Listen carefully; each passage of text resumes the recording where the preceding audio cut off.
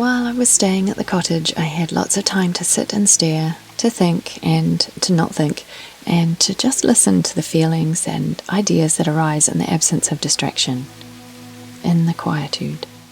It is my favourite part of being there, and I wish I could bring that state into my normal life more often, but that's a topic for another blog. I've always been drawn to religion in general, and Buddhism in particular, completing a degree in religious studies and art history about 15 years ago. But I've never been able to dedicate myself to one religion in particular. I appear to have some form of commitment phobia when it comes to my spiritual life. I struggle to see past the human involvement in the divine as it is reported to us, and I don't think any one system of belief or ethics can apply to all humans. But I've always said that if I had to pick one, I'd go for Buddhism. I like the chameleon nature of it, how it incorporates the local beliefs of the places it arrives in, and I like that, depending on the particular flavour of Buddhism you choose, you can sidestep the whole deity question entirely.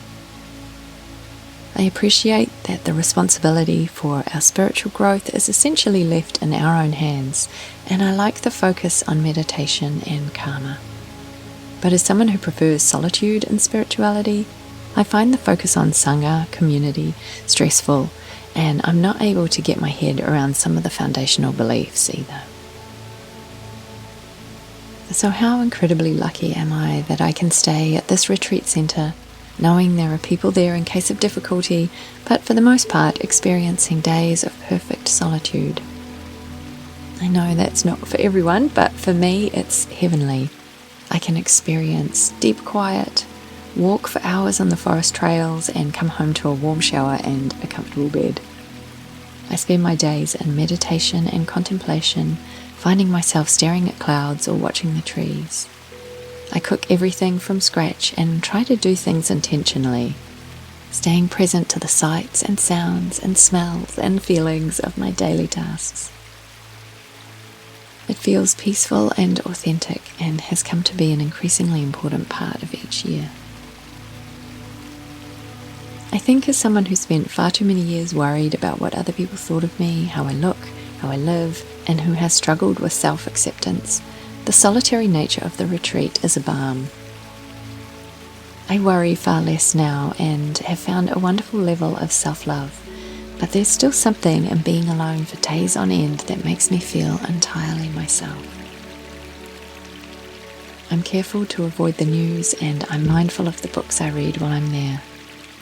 I spend the evenings listening to historical fiction and knitting, and the days with just the birdsong to listen to.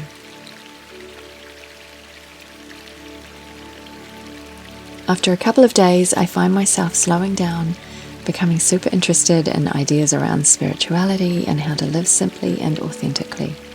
My attention span increases, and I'll take an hour to read a page in a book as I'm stopping every few sentences to write in my journal about whatever ideas are popping into my head. I can see things more clearly, I can review my life and plan ahead in a calm way.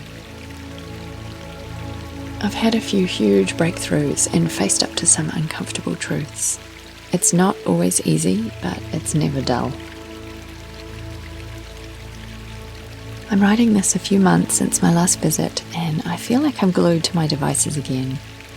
There is nothing actually stopping me from living every day how I do when I'm on retreat, but for some reason I just don't. It feels like a life's work, incrementally moving my everyday life closer to my retreat life. But I'm trying not to be too hard on myself about it, and I know that every time I'm there, another piece of the puzzle slips into place. And after all, it's the journey, not the destination, right? I think this last trip showed me the value of having chunks of time with no input, no music, podcasts, or TV. Just walking and listening to my footfalls or doing the dishes with no distractions. I've worked hard to create a life that I don't want to distract myself from, so it's important to exist in the moment, even if I'm not meditating with a capital M.